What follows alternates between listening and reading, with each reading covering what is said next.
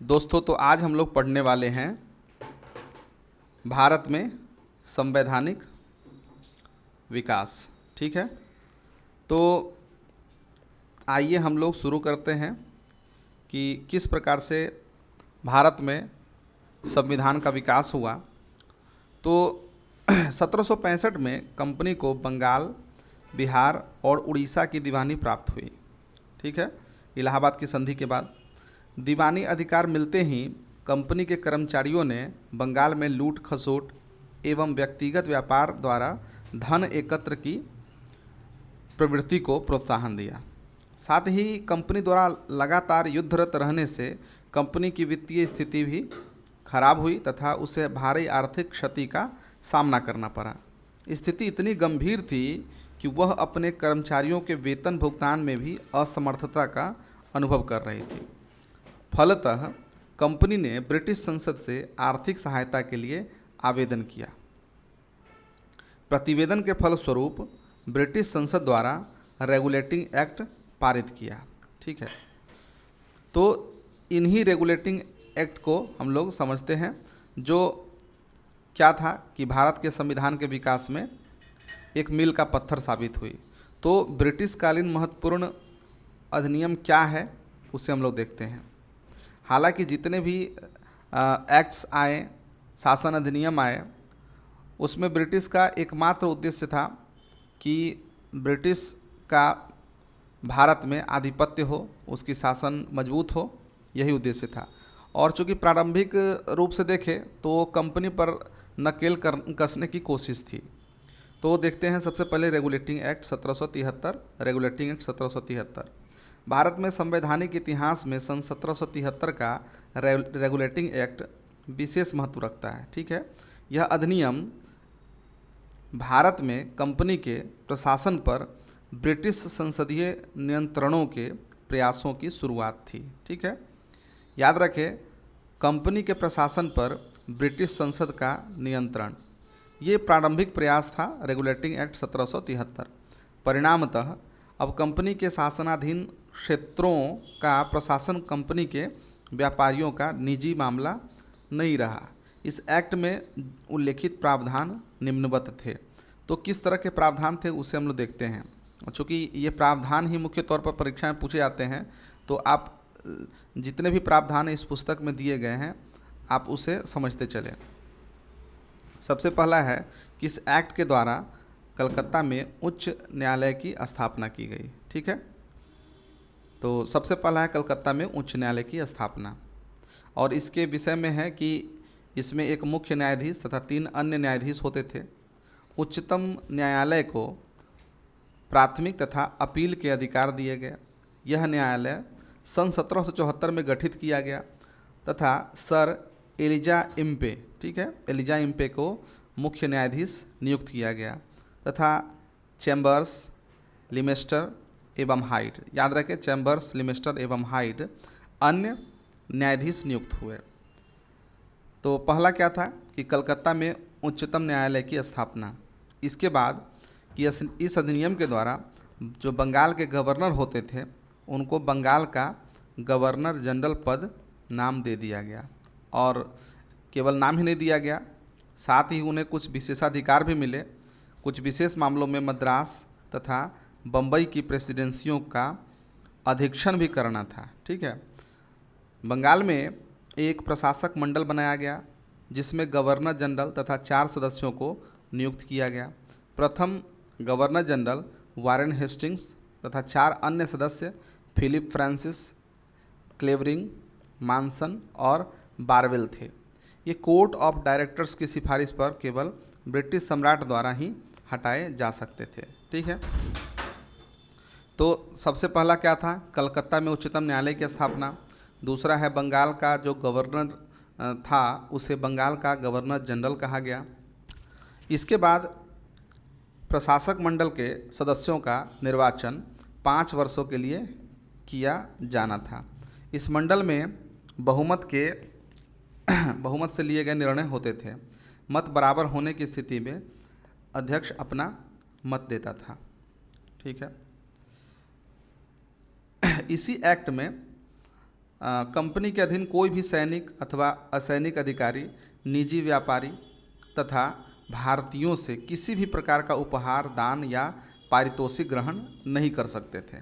ठीक है कि इससे क्या हुआ कि घूस लेने की प्रवृत्ति, उपहार लेने की प्रवृत्ति, उसको नियंत्रित करने का प्रयास था। ठीक है। और क्या प्रावधान थे कि इस अधिनियम में यह व्यवस्था की गई कि कोर्ट ऑफ डायरेक्टर्स अब 4 वर्ष के लिए चुना जाएगा और इसकी संख्या बढ़ाकर 24 कर दी गई, जिसमें 1/4 प्रतिवर्ष, ठीक है, प्रतिवर्ष अवकाश प्राप्त करेंगे। ये था कि कोर्ट ऑफ डायरेक्टर जो है अब 4 वर्ष के लिए चुना जाएगा और संख्या कितनी, जो मैंने बढ़ा करके 24 कर दी गई। और क्या होंगे कि इसके 6 सदस्य प्रति वर्ष अवकाश प्राप्त करेंगे। इसी अधिनियम में क्या प्रावधान थे कि ब्रिटिश क्राउन का कोर्ट ऑफ डायरेक्टर्स के माध्यम से कंपनी पर नियंत्रण और सशक्त हो गया। ठीक है। इसको भारत के राजस्व, नागरिक एवं सैन्य मामलों संबंधी जानकारी ब्रिटिश क्राउन के साथ साझा करना अनिवार्य कर दिया और कंपनी के अधिकारियों और कर्मचारियों का वेतन बढ़ा दिया गया। ठीक है। तो केवल नियंत्रित ही नहीं किया गया बल्कि उसका जो वेतन है वह भी बढ़ा दिया गया। तो जैसा कि आपको पता है कि रेगुलेटिंग एक्ट जो 1773 में आया है, ठीक है, इसके पीछे कुछ बातें भी हैं। जैसे कि कहा जाता है कि रॉबर्ट क्लाइव, ठीक है, रॉबर्ट क्लाइव जब बंगाल का गवर्नर बना, ठीक है, तो काफ़ी धन कमाए। ठीक है। तो गवर्नर कंपनी का गवर्नर था तो काफ़ी धन कमाए, तो उसकी स्थिति काफ़ी अच्छी हो रही थी। अन्य अधिकारी हैं उनकी भी स्थिति काफ़ी अच्छी हो रही थी। लेकिन कंपनी ने जो ही आवेदन किया कि उन्हें कुछ पैसे चाहिए, उन्हें कुछ धन चाहिए कि हम सैलरी नहीं दे पा रहे हैं, तो ब्रिटिश संसद ने देखा कि एक तरफ जहां जो अधिकारी गण हैं उनकी संपत्ति में इजाफा हो रहा है, वहीं दूसरी तरफ कंपनी घाटे में जा रही है। तो तब से यह नियंत्रण जो है वो लगा कि ब्रिटिश संसद को कि ये नियंत्रण करने की आवश्यकता है। तब जाके नियंत्रण किया गया। कंपनी के जो अधिकारी कर्मचारी थे उनका वेतन भी बढ़ा, लेकिन कई प्रकार के यहाँ पर नियंत्रण स्थापित किए गए कंपनी पर, जो हम लोगों ने देखा। अब हम लोग आगे बढ़ते हैं। 1781 का संशोधनात्मक अधिनियम, तो यह क्या है, तो नाम से ही स्पष्ट है कि संशोधनात्मक है। यह संशोधन 1773 के रेगुलेटिंग एक्ट की विसंगतियों को दूर करने के लिए लाया गया था। इसे एक्ट ऑफ सेटलमेंट का नाम भी दिया जाता है।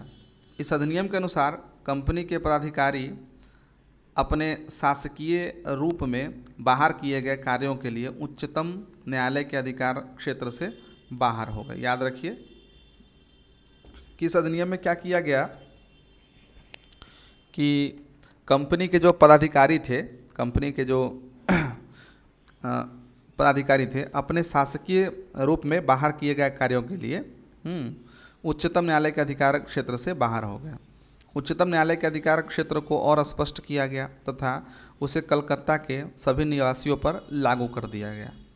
ठीक है कि तो 1781 में, माफ़ कीजिए, 1773 में जो रेगुलेटिंग एक्ट पारित हुआ था उसमें केवल कलकत्ता उच्चतम न्यायालय की स्थापना की गई थी। ठीक है। लेकिन उसमें कुछ स्पष्ट दिशा निर्देश नहीं थे। ठीक है। तो क्या किया गया कि कंपनी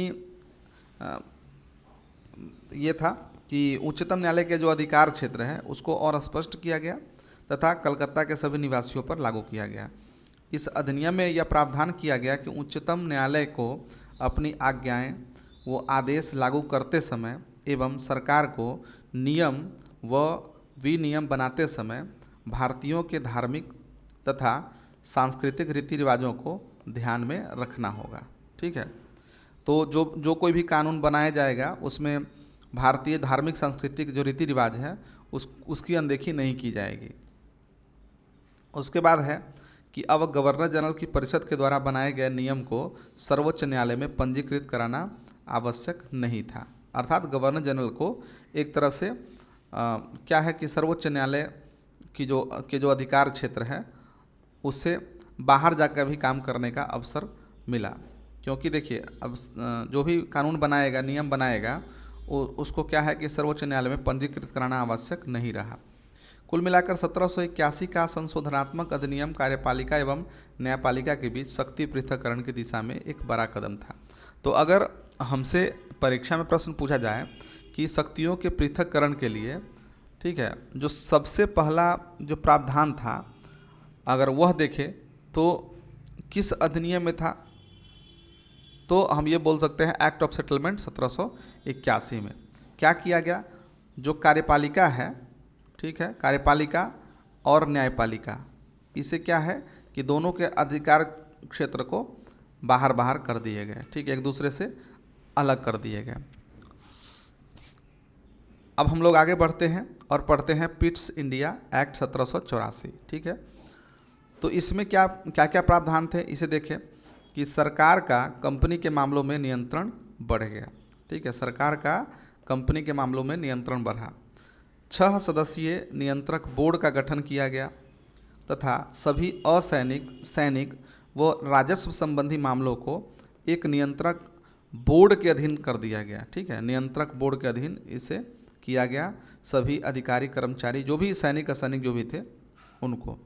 इसमें यह भी निर्दिष्ट किया गया कि गवर्नर जनरल की परिषद के सदस्य, ठीक है, अनुबंधित सेवक ही होंगे, ठीक है।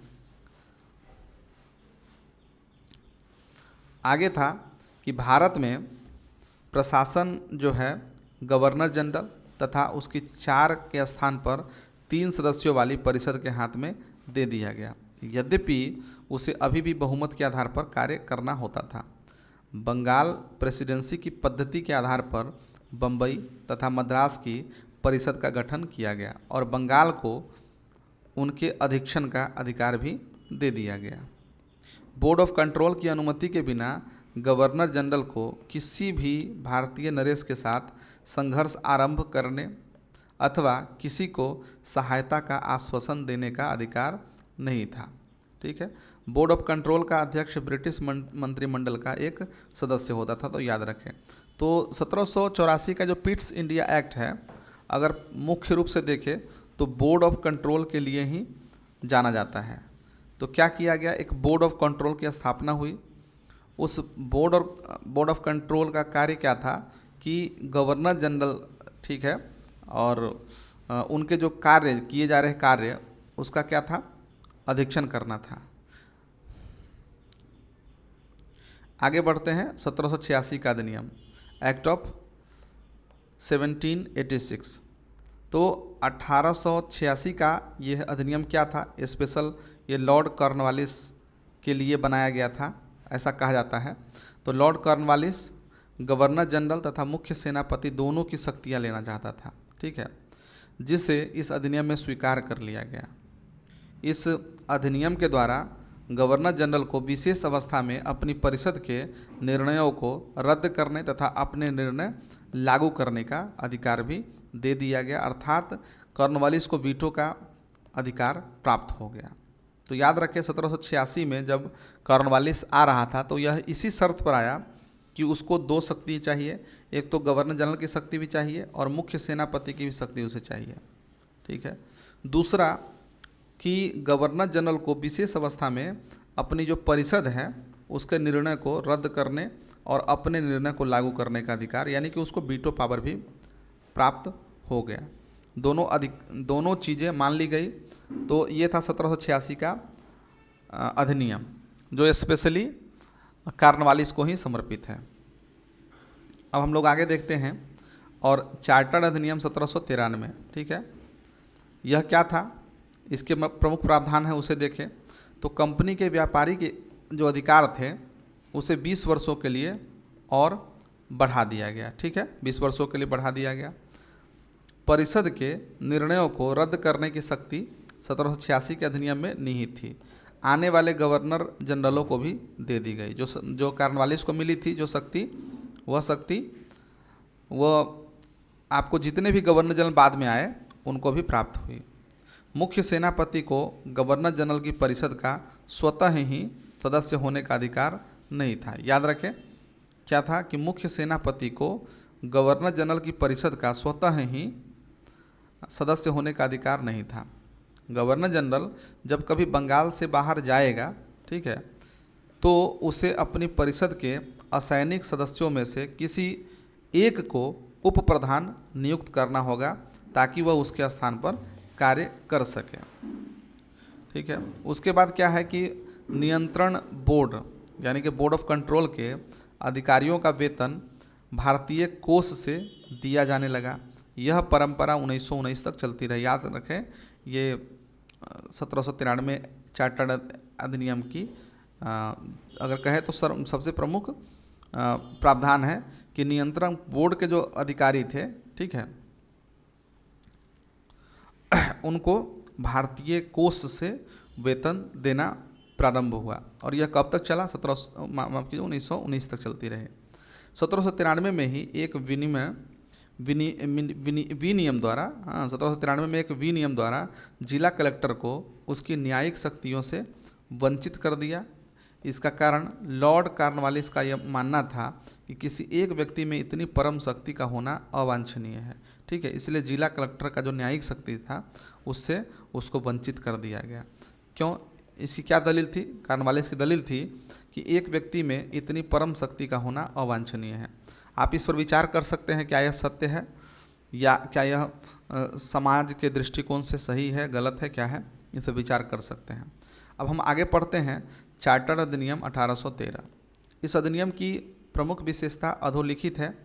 क्या है कि कंपनी को और अगले 20 वर्षों के लिए भारतीय प्रदेशों तथा राजस्व पर नियंत्रण का अधिकार दे दिया गया, जैसा कि 1793 में भी दिया गया था।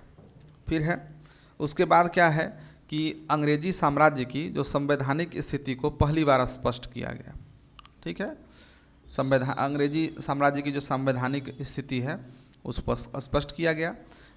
व्यापारिक लेन देन तथा राजस्व खातों को अलग कर दिया गया। ठीक है, हम लोग 1813 का एक्ट पढ़ रहे हैं। इस एक्ट में और क्या हुआ? तो इस एक्ट के द्वारा कंपनी का भारतीय व्यापार पर से एकाधिकार समाप्त कर दिया गया। तो याद रखें, कंपनी का भारतीय व्यापार पर से एकाधिकार कब समाप्त किया गया? 1813 में। उसके चीन के साथ व्यापार तथा चाय के व्यापार का एकाधिकार बना रहा। तो पूर्ण रूप से कहें तो एकाधिकार समाप्त नहीं हुआ था। चाय का व्यापार और चीन के साथ जो व्यापार है उसका एकाधिकार अभी भी ईस्ट इंडिया कंपनी को था। भारतीय व्यापार को सभी यूरोपीय व्यापारियों के लिए खोल दिया गया। ठीक है, भारतीय व्यापार को सभी यूरोपीय व्यापारियों के लिए खोल दिया गया। और ये था कि इस एक्ट में 1 लाख प्रति वर्ष साहित्य के प्रोत्साहन व पुनरुत्थान, विज्ञान की उन्नति तथा शिक्षा पर खर्च हेतु प्रावधान किए गए। तो यह भी महत्वपूर्ण प्रावधान है 1813 का।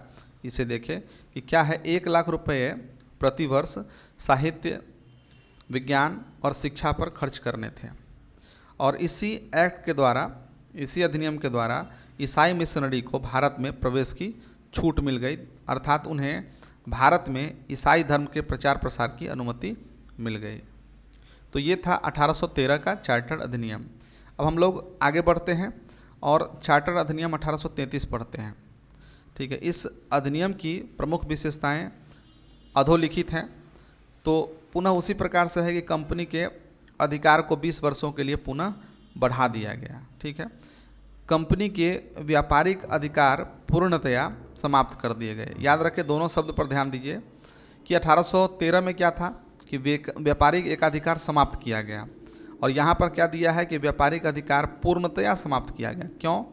क्योंकि 1813 में चाय का व्यापार और चीन के साथ व्यापार जो है अभी भी जारी थे, जो 1833 में वो भी समाप्त कर दिए गए कंपनी के लिए, और उसे भविष्य में केवल राजनीतिक कार्य ही करने थे। किसे? कंपनी को। अगला प्रावधान है कि बंगाल का गवर्नर जनरल भारत का गवर्नर जनरल बना दिया गया। ठीक है, और सपरिषद गवर्नर जनरल को कंपनी के सैनिक व असैनिक कार्यों का नियंत्रण, निरीक्षण तथा निर्देशन का कार्य सौंप दिया गया। बम्बई, मद्रास, बंगाल तथा अन्य प्रदेश गवर्नर जनरल के नियंत्रण में आ गए। इस तरह प्रशासन का केंद्रीकरण कर दिया गया। ठीक है।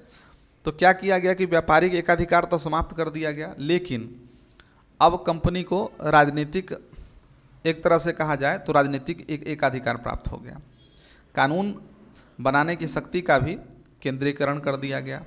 अब केवल सपरिषद गवर्नर जनरल को ही कानून बनाने का अधिकार दिया गया और बम्बई तथा मद्रास की संविधान सभाओं की कानून बनाने की शक्ति को समाप्त कर दिया गया। तो जो देख रहे हैं कि एक जहां एक तरफ व्यापारिक एकाधिकार समाप्त हुई, वहीं दूसरी तरफ गवर्नर जनरल को कई सारे राजनीतिक अधिकार प्राप्त हो गए, विधायिक शक्तियां प्राप्त हुई। तो ये था। इस अधिनियम के द्वारा विधान बनाने के लिए गवर्नर जनरल के 3 सदस्यीय कार्यकारिणी में एक अतिरिक्त कानूनी सदस्य जो मैकाले था को चौथे सदस्य के रूप में सम्मिलित कर लिया गया। ठीक है। भारतीय कानूनों को संचित, संहिताबद्ध एवं सुधारने की भावना से भारतीय विधि आयोग की स्थापना की गई। सरकारी सेवाओं में धार्मिक, जातीय व नस्लीय भेदभाव पर रोक लगाई गई। यह पहला अधिनियम था जिसने देश के प्रशासन में भारतीयों की हिस्सेदारी का प्रावधान किया तथा सिविल सेवकों के चयन के लिए खुली प्रतियोगिता को अपनाने पर बल दिया गया।